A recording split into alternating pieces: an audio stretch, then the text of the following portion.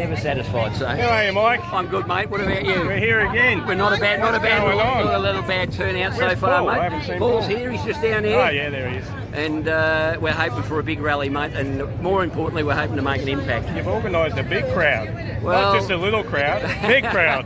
They're starting to turn up, and it's starting to look impressive, and that's what hopefully is going to get some notice. Awesome. Thanks. All right. It's just ridiculous. We bought a bag of tar along. Yeah. It's cold tar. It does nothing. They put it in the... They must have replaced the entire surface 3 times. This is my fan club.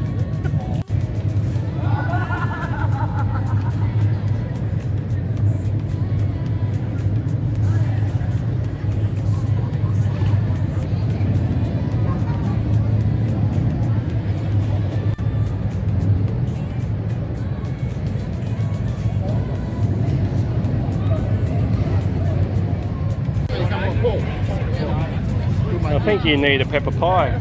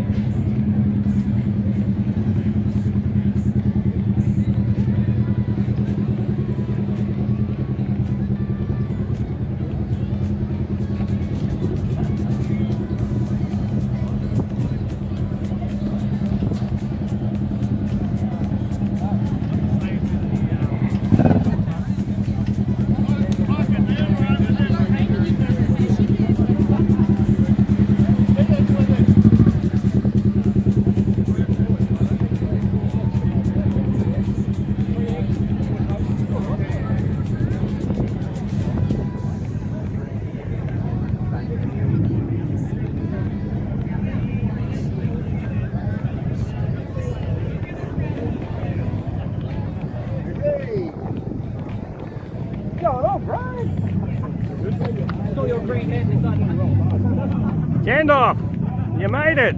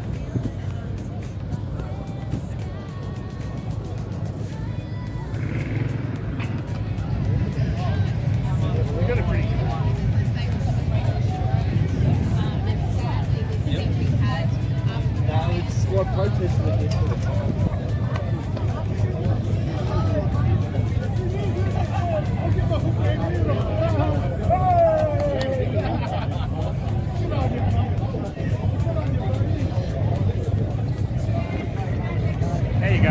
How many bikes do you accept? You reckon they've got? Oh, mate, there's probably about 600-700 at least. At least. 700? Yeah, at the moment. I reckon 1,000. You reckon more? I hope so. There's a lot. There's a lot. There's a lot, and we'd be happy for more. Yeah. What do you reckon of the turnout here? That's magnificent. It's great to see the numbers out. It highlights the fact that these people are worried about the potholes on the road because it puts their safety at risk. Yeah, it does. I've hit a few potholes in my time over the last months and ripped exhaust off my bike. I've wrecked the front wheel. Yeah, I've sat here met with Max before, and Max has actually come off his bike and the bike landed on top of the hospital for a long period of time after a pothole, so it's not good. That's bull crap. Anyway, let's get them fixed. Yeah, exactly right.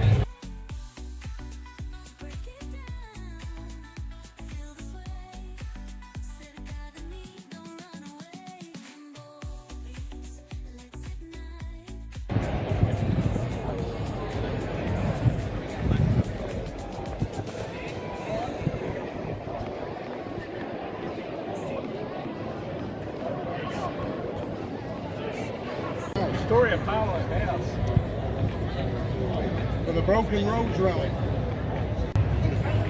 Come on down, folks. Come on down.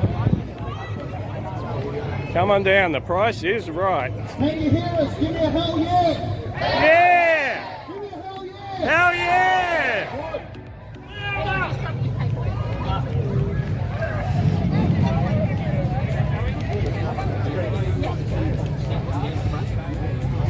Guys, if you could do us a favour, could you come down off the steps and just come down the front for us, please?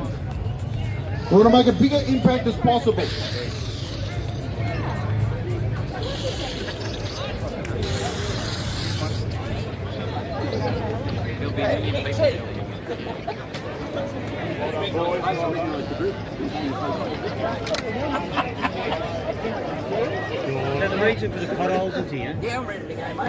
G'day and welcome to the greatest rally, motorcycle rally this side of Parliament House. Give yourselves a round of applause for turning up. Thank you very, very much. Yay!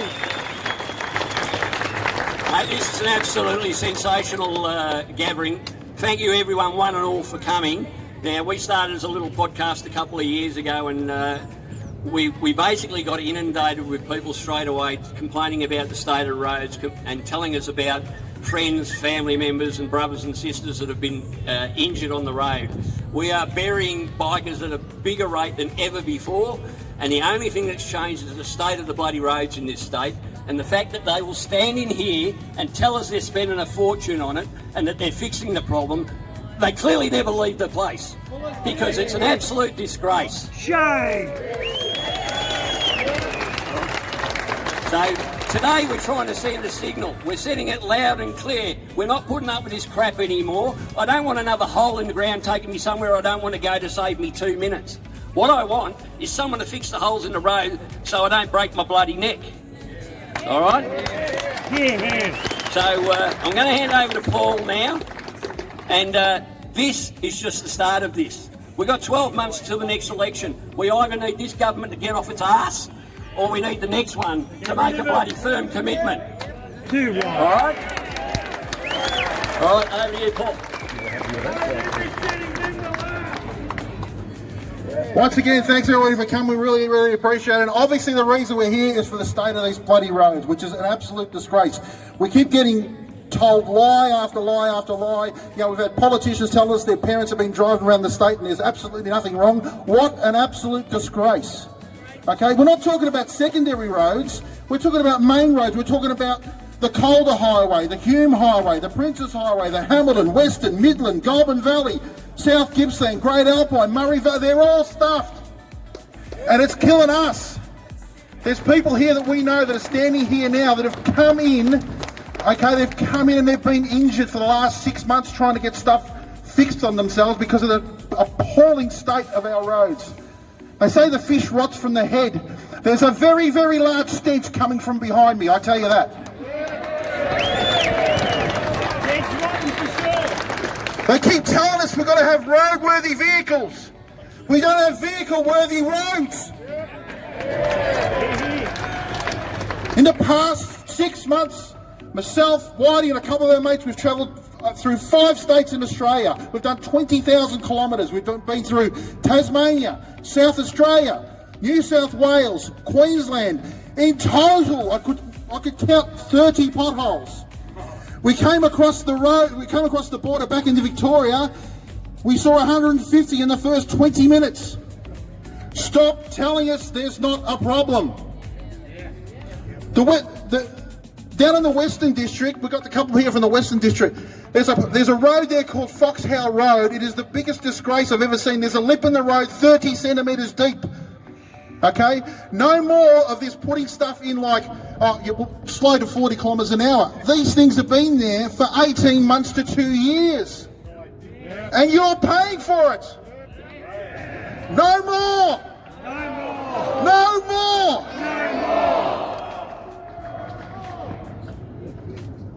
Now, like, we've had people tell us there's no more money left. Bullshit. Absolute garbage. We wasted $550 million on a Commonwealth Games we never got. We cancelled a road project, East West Link, which was a $1 billion cancellation for nothing. We didn't get a thing. We put machete bins out $13 million, what a joke!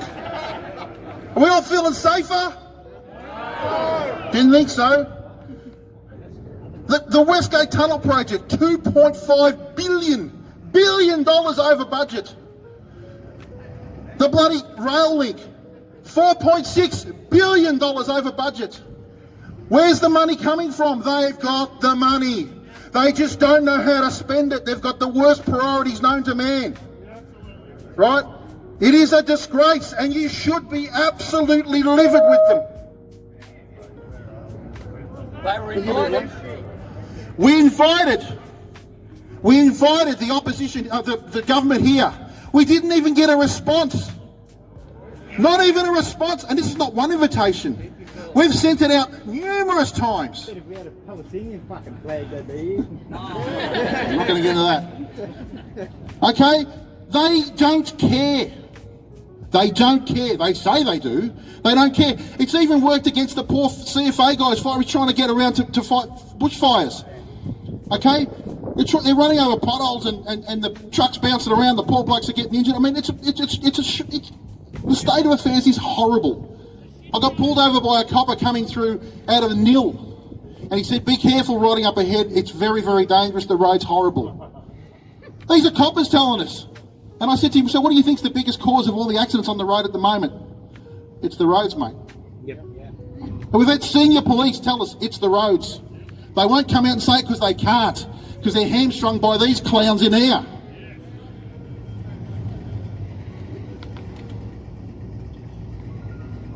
It's an absolute disgrace, and we can't keep putting up with it anymore. So what do? We vote them out, right? And there's some guys here from the opposition, and we're putting it on them as well. We want a solution. We don't want lip service. We don't want to hear the typical politician gobbledygook crap that they keep serving us, and we don't want to hear people shifting around money. Oh, we've got money here. We've done this. We've done that. You've done nothing. You've done nothing. It's obvious.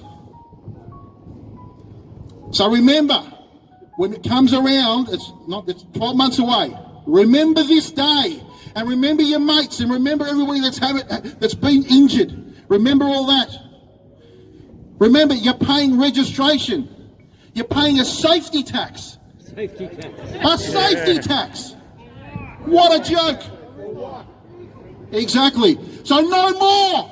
No more. No more. Thanks very much.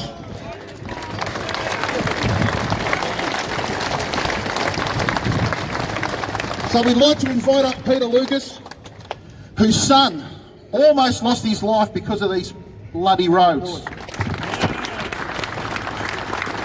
Hey Peter, thanks for coming along, mate. It's nice and close. Pleasure. Mate, tell us all about what happened that night. Well, Max went for a ride, which wasn't unusual, about 5 o'clock in the afternoon. And I didn't give it another thought till about 8:30. Normally comes home before it was starting to get dark, so I started to get worried. By 9 o'clock, I was, a bit more concerned. By 10 o'clock, I was beside myself. My wife was asleep on the couch, and I was going to wake her up, and I thought, why worry her about it? 10:30, we were in bed, and there was a couple of loud bangs out the front of the house, and the wife said, "What's that?" I said, "Oh, probably the neighbours." And I thought, "Oh, someone bringing Maxie home, beauty." And I looked out the window, and there was 2 green vest police coming up the driveway. Mate, that's got to be the most scariest thing for any parent. Yeah, well, That's got to be the worst night of your life. Well, it sort of confirmed my worst fears, and they were halfway up the drive. I was down the stairs. I got to the door and opened it before they could even knock. And straight away the police said, "Your son's been in an accident. He's critical, unconscious but breathing." And for the last 30 seconds I thought he was going to tell me he wasn't with us anymore, so that was, in a way, it was a relief. The wife only got halfway down the stairs and she heard that and she couldn't walk any further. And so we were straight off to the Alfred, where he'd been helicoptered. Yeah. Now, mate, he spent a long time in hospital, but the cause of this accident, he was on the Dandenong tourist road, a tourist road, and in the dim light, He hit a pothole in the rain that was full of water, so he had no hope of seeing it. And he was speared directly into a tree. His bike exploded basically, the radiator exploded and gave him 3rd-degree burns all over his body. On his abdomen. He suffered some head injury. Yeah, he had a traumatic brain injury. The burn was needed skin graft. The doctors thought it was the exhaust pipe did it, but it took us days. And when I picked the bike up, the radiator was smashed. Both forks were split in half. The speedo, nothing was there. And I'd always taught him to chuck the bike. On the farm, we've got a farm. If you're going to come off, just let go of the bike. And lucky he did. If he'd stayed on the bike, he wouldn't have. Even the paramedic said if he'd been 40 k's and hit a tree, he wouldn't have survived. And so the bike, Max skidded into the bike and the bike landed on top of him, which was, that was on top of him for half an hour because Triple O said to the boys with him, leave it there, he's better off to get burnt than get spinal. And he was trying to push the bike off him. So they have a scale of 3 to 15 on the severity of his injuries. Yeah, cognitive score. Cognitive score. Yeah. Now 3 is... 3, you're gone. 3, you're dead. 15, you're all right. You're normal. 8, you're unconscious. 8, you're unconscious. Now, where was Max? In the helicopter, Max was a 4, and they didn't think he was going to get to the Alfred. So that's the reality of what's happening out there on the streets at the moment with our roads. That's the reality. That's what's happening to real live people. And it's only by the grace of God and the great work of the people at the Alfred that we can now introduce to you Max.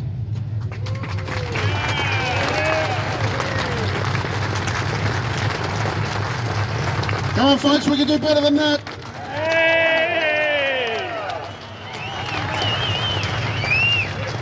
Max, I can't say, stuff that. Max, I can't say any more than, mate, we are absolutely thrilled that you got through this, but quite frankly, it was by the grace of God, not by anything, and certainly not by anything that was bloody done in this country. So, you got something you'd like to say? Yeah, it's just, it's crazy. Like, my life changed overnight because of it. I was off work for so long and whatnot, and your life completely changes. And it's just shocking. Like, I noticed when I started telling people about the story, they'd be upset and they'd console with me, and then, you know, they'd be like, oh yeah, there's a massive pothole on the way to work, or there's a massive pothole on the way where I drop the kids off to school. And it just goes to show that everyone knows about a bad pothole in their area. It's not just a one-off. These potholes are everywhere and they're causing damage. I nearly died, for God's sake, so it's a big issue and the government needs to get on top of it. Thanks very much, Max. That's straight from the horse's mouth. And, we'd like to thank a couple of speakers that have come along today. First, we'd like to introduce you to Mr. Danny O'Brien, who's the Shadow Minister for Roads and Safety. Now, we've already spoken to Danny, and what we're asking for is solutions, not another. We all know the government's no good. So give Danny a big round of applause and give him the time he deserves. At least he turned up.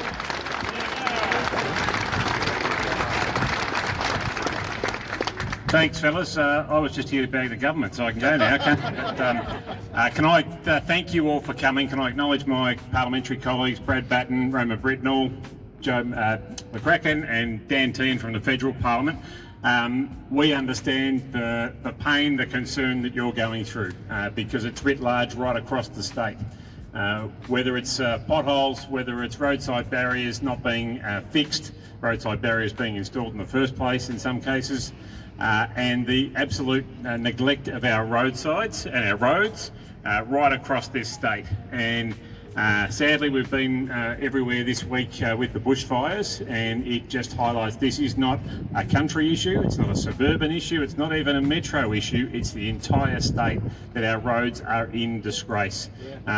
The government's own survey a couple of years ago of the state of the roads showed that 91% of the roads are in poor or very poor condition, and we haven't seen the investment that's required.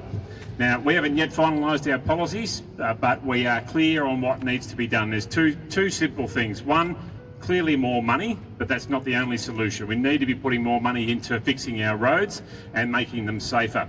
And secondly, we need more accountability, because time and time again we see roads fixed up or rebuilt or built in the first place, and within months they're falling apart again and causing safety issues for every Victorian. And we can see it at the moment. If you remember a month or two ago, out on the Princess Highway out at Narnagoon, potholes that caused 28 cars to be pulled over with damage. That damage is bad, and obviously it cost people as well. But we know that that sort of damage, if hit by a motorcyclist, could be catastrophic. And yet that same stretch of road has still not been properly fixed. There are potholes on that same stretch of road now, just a couple of months later. Talking to Mick yesterday, I know that there's a concern, and there has been a concern for a long time too, about the motorcycle safety levy. We just highlighted, we know the state's buggered financially.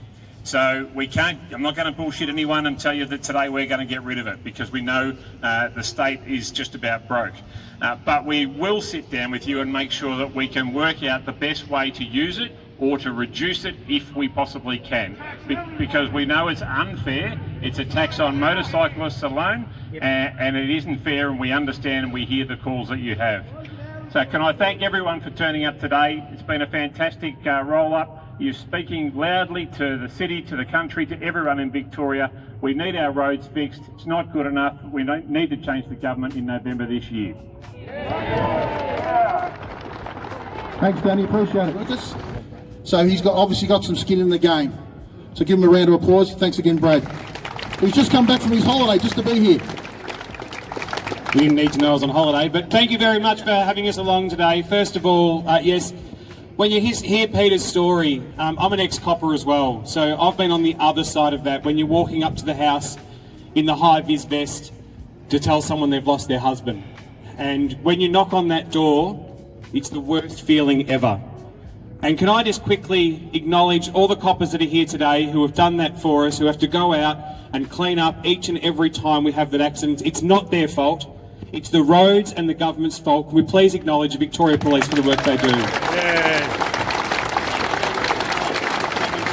And also just acknowledging their work today. Thank you so much for blocking off the road here as well. It's great to see such a good turnout to every person here. Thank you. Make decisions. This government has a majority in the lower house that is one of the highest majorities any government has had here in Victoria. Every decision they own. Now, I was one that's very rare. I campaigned against a new road in my electorate out in Beaconsfield because this government wanted to build a bridge over a railway line so they could say that we've got a level crossing removal program that cost nearly $150 million that no one wanted, that no one needs and hardly anyone uses. That is the money that could have been invested back into potholes and fixing our roads here in Victoria. Because none of us want to hear what Max has gone through again. And what Max has gone through and he didn't touch on, and I've met with the family, I used to work with Leanne many years ago. Max also had to change careers. His entire life changed.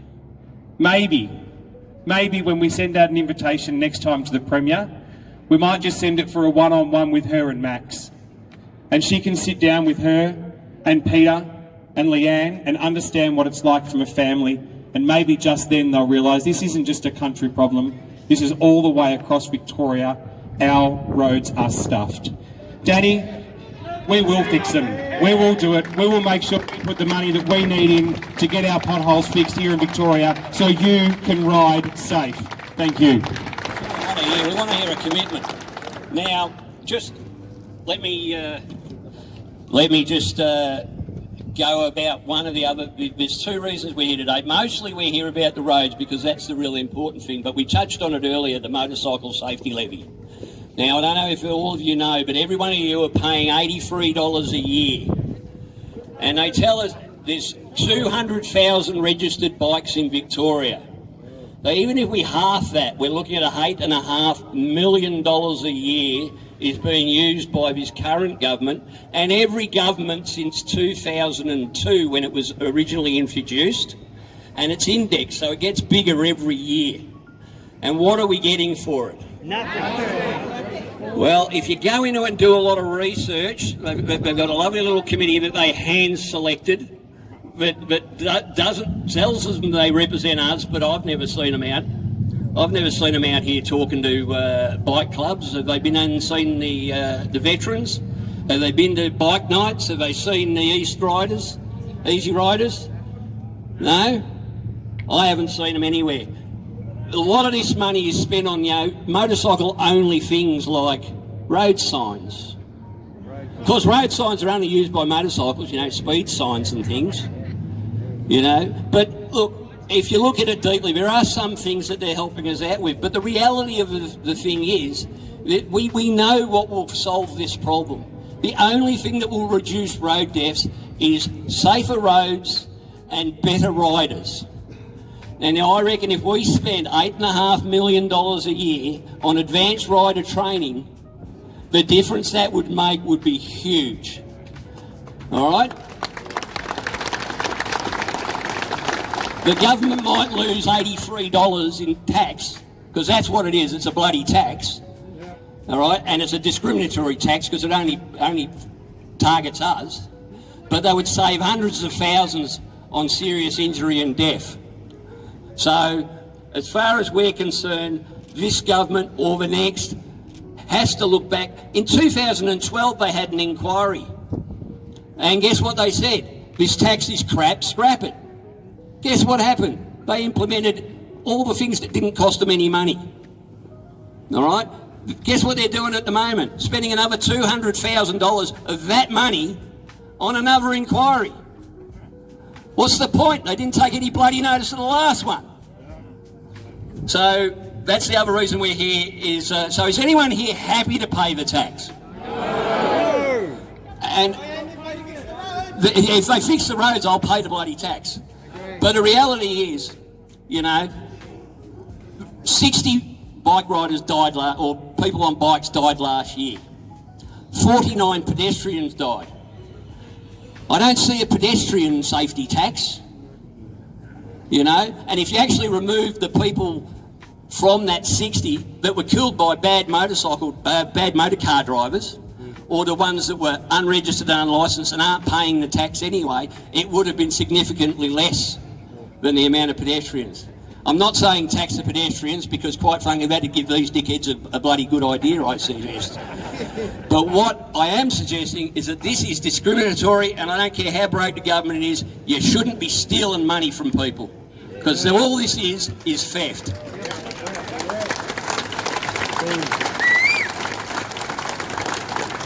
All right, this time from out west. So I'd like to introduce you Mr. Dan Tehan, who came in on a bike. Can I start by just thanking you all for coming today, because you coming today and doing what you've done has shown that Victorians have had an absolute gutful with the state of the roads. And the message we want to send to the Premier is fix the existing road infrastructure. It is crumbling before our eyes, and before you do anything else, fix it. Because all we're seeing time and time again is it getting worse and worse and worse. And I say to the Premier, if you want an idea of how bad it is, do what I did today. Get on the back of a bike and go for a ride, because you'll see firsthand what the road infrastructure looks like. You can't get a closer look. And can I say to Ross, whose bike I came in the back on, thank you for showing me what it's like. And Ross, I've got a question for you. If we could get the Premier on the back of the bike, would you take her and show her what the state of the roads are like? So he just said, if she turns up here, he'll put her on the back of the bike and take her to Western Victoria and show her the state of the roads and ride around the rest of Victoria. So my message is twofold. First of all, we need people to know and understand how bad the existing road infrastructure is.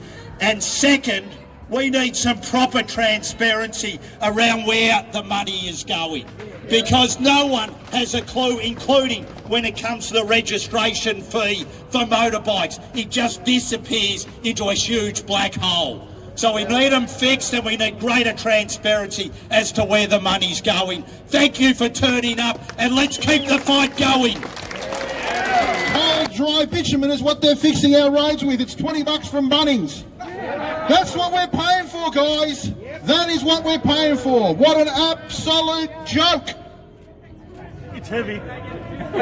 Chuck it in a hole, stab down with your foot, job done. Thanks very much. It's like putting band-aids over bullet holes, people. It's band-aids over bullet holes. Well, no more! No more! No more! I'd like to introduce our next speaker, Mr. Joe McCracken from the Western District, and he would know more than anybody here the crap state of the roads. They are, oh my God, they are that bad, it's not funny. Here he is. They're crap. They're crap. Thanks. Disintegrating. You know, the first priority of any government should be to keep people safe. That should be the unquestionable first task of a government. But do you think we are safe on regional roads? Yes or no? Absolutely not. I represent Ballarat area. I've lived there all my life, and I grew up in a small town called Beaufort. Now, I can tell you, driving down the Western Highway over the years has gotten worse and worse, and I still can't believe that today we have to gather here to send a message to the state government that it is just not good enough. But what's the message we're sending them? Don't ignore us. Don't treat us like we're second-class citizens. Don't pretend as though we don't exist. Don't pretend as though everything outside of Melbourne is irrelevant. We are relevant. We have real stories. Everyone here is a son or a daughter or a mother or a father or a brother or a sister. We have families. We care for people. And our lives are just as important as those who live in the city here. But you know where the priorities are, don't you? Big bill. Our roads in country Victoria continue to crumble. But what do they build in the city? Billions and billions of dollars worth of tunnels. And who benefits from that? Not one country Victorian at all. That is a disgrace. Exactly, may as well have a dirt track. Yeah, basically. But you think about the levy you pay for motorcyclist fees. What do you get for that? Big, fat nothing. And you know what's even worse? If it raises about, what, $16 million a year? That's about 2/3 of a day of interest that this government is paying on the debt that they've racked up. You know they can't fund roads because they can't afford it. And it's mismanagement is why we're all suffering. The thing that you can do about it is keep making a noise. Don't let today be the last day you say something about it. Fight them and kick them out. You've got time to do that. Campaign hard. November's coming. Keep the rage going and kick Labor out. So the first thing we want to say, but one thing we do want to say, and we've said this hundreds and hundreds of times, we are not party political, me and Paul. The Hogs, Cogs and Torsey Flogs podcast don't give a shit who's in government. We just want the best one that's going to do the right thing by the people of Victoria. And there's way too many things going wrong at the moment with the current lot. I mean, quite frankly, guys, the bar ain't that high. You know? You ain't going to have to work too hard to impress over this current lot. But one of the things that happened today is we had 7 rides come in, and 5 or 6 of those rides were led by members of the Red Knights Social Motorcycle Club. Now, they are fireys, all fireys who are recreational motorcyclists. They did a fantastic job, and every one of them that's here today, last weekend was out busting their guts for the people of Victoria. We would have had more people today, we would have had more of the Red Knights today, but they're still out there solving some of the issues. And we thank them from the bottom of our hearts. We really appreciate all their help helping get everybody in here. And but I want to bring one of them up. Colin Consiglio has been talking with me for a long time, and he organised this, but he's also a working fiery with the CFA, and he's been attending a lot of these accidents in the country. So I'd like him to come up and, where are you, Colin?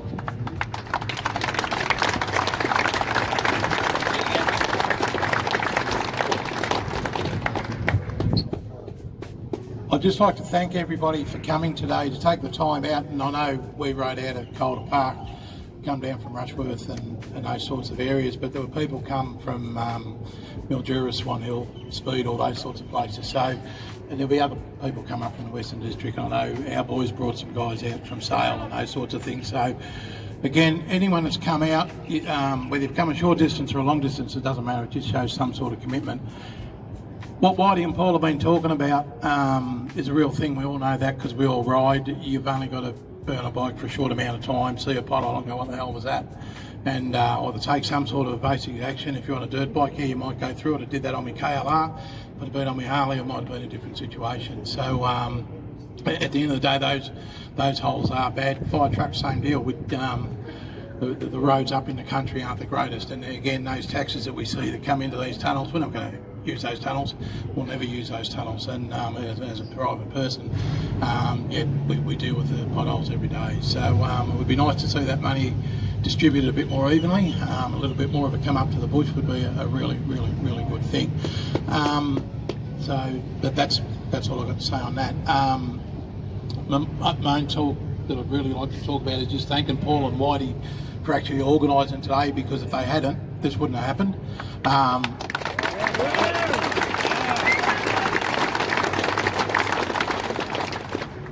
It's no mean feat to organise a rally this big, and for these reasons it would take a lot of work.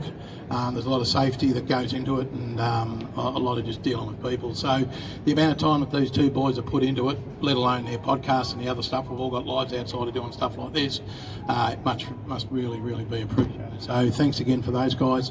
Thanks to the politicians for coming along, and anybody that's been able to get up here and have a chat, but more so thank you for all of you guys for firing your bikes up, coming for a ride, and make it home safe, please. That'd be the final word. Another guest, funnily enough, another Liberal MP. Now, how important must this subject be that we've now got 5 of them here, right? Because they know that this is a vote-catching exercise. And I'm not being cynical, but the reality is, if there were 7 people in a duck here, you guys wouldn't be here. But it's that important. It's that important. The opposition know it's that important. We know it's that important. The only people that don't know it's that important are that lot that are in charge in there at the moment. So I'll pass you over to Rose. No, my name's Roma Britnell. I'm the member for South West Coast. So my electorate goes from the South Australian border about 2.5 to 3 hours into the state of Victoria from the South Australian border. And we do have the poorest roads in the state. That's been a fact for a long, long time now.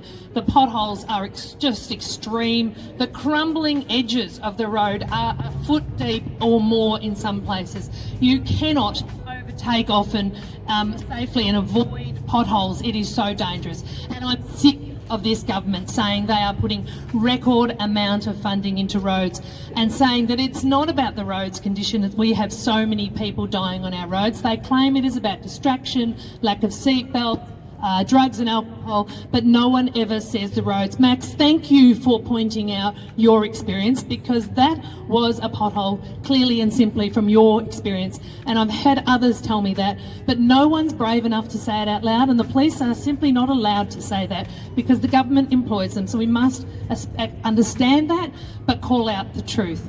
Now, enough is enough. The roads are worse than crap. They are more than stuffed. And when I think they can't get any worse, I'm blown away by the next rainfall that actually does more damage. And I'm also sick of hearing from this government that roads are damaged because we've got extraordinary rainfall and wet winters.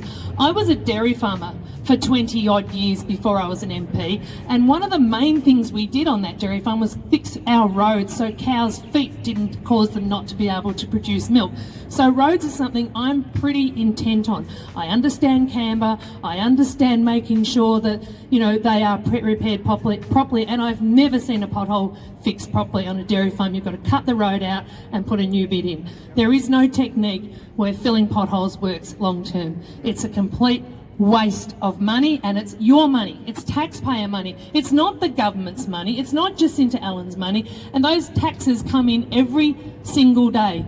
So no matter how broke we are, and that's true, Victoria is broke, those taxes, your hard-working dollars, keep coming in. and our roads must be a priority so our families get home safe.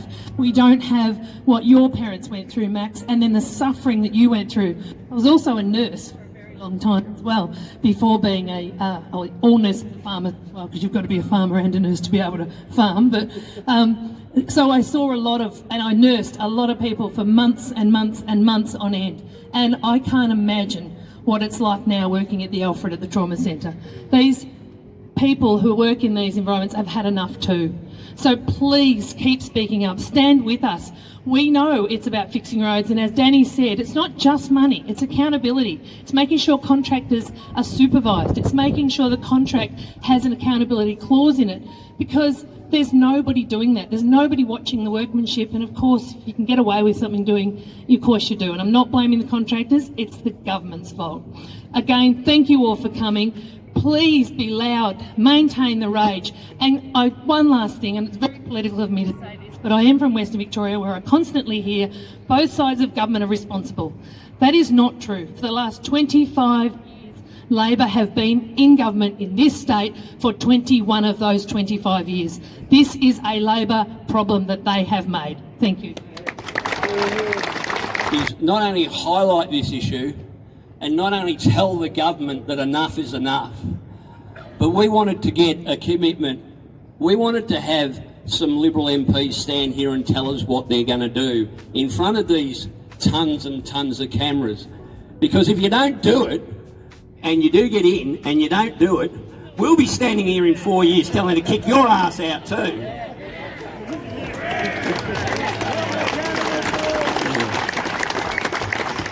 It was touched on just before, the main thing a government can do is to keep its community safe.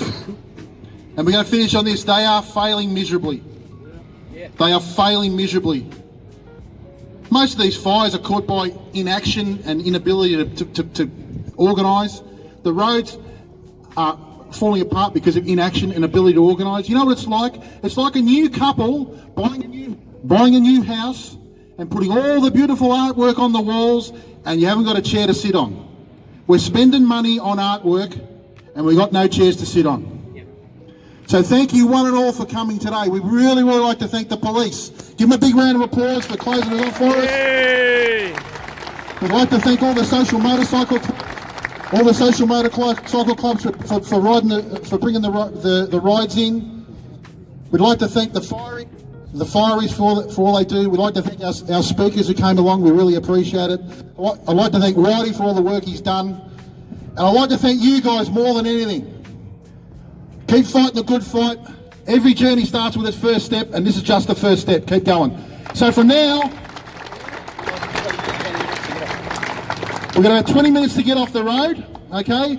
Why did I be here? If you want to come and have a chat to us, by all means come and have a chat. We're happy to talk to you. Ride safely home, please. But that's it from me. That's it from me. That's it from Hobbs. Cobbs. And all you floats. No more! No more!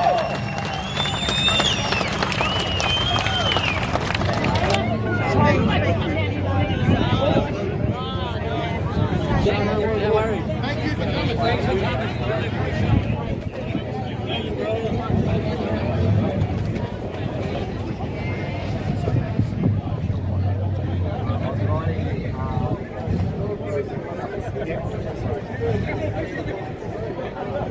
I was riding my motorbike, this happened 2 years ago, and I was up in the hills on Dan Oxyrus Road, and I hit a pothole, lost control, speeding to the tree. And then I dropped to work, something everyone makes little girls, everyone's this motorbike rider.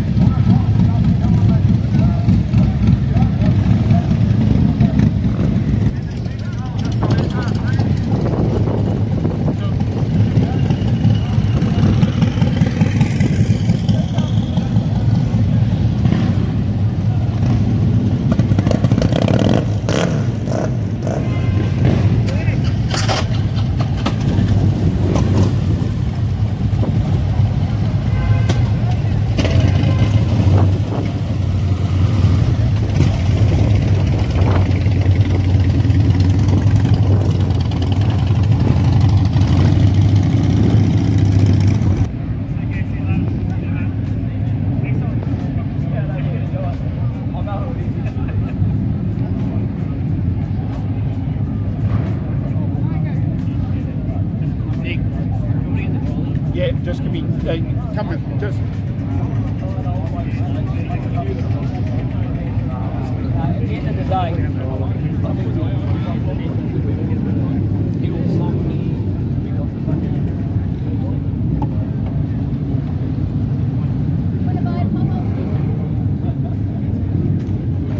What a successful day, Michael. Mate, I think it was pretty good. We're happy. Look, it would have been nice to get a few more, but I think that the official count's about 1,100 and about 800 bikes. So Cool. I think we've sent a message, not only to the current government. I think there was more than 800. Well, I'd like to someone that have counted them, but Yeah. I'm pretty sure there was more. I'd love to have, mate. I was a little bit busy. Just a little bit. But I tell you what, we didn't only send a message to the current government, we've sent a message to the so-called alternative. Yeah. And they obviously know it's an election issue, but what they know is we'll be standing here in 4 years' time after the election if they fuck it up as well. No worries. So, All right. thanks for coming Thank you. along. No we worries. Really appreciate it. Catch us on YouTube. Cheers.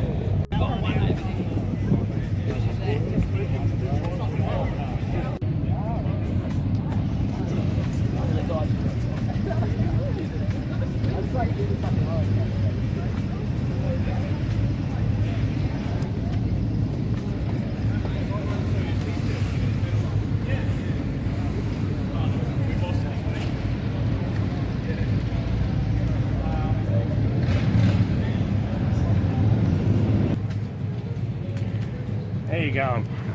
So, Channel 7 News, you reckon today we'll be seeing our rally? Yeah, I hope so, if everything goes according to plan. Cool. Thanks. Been great.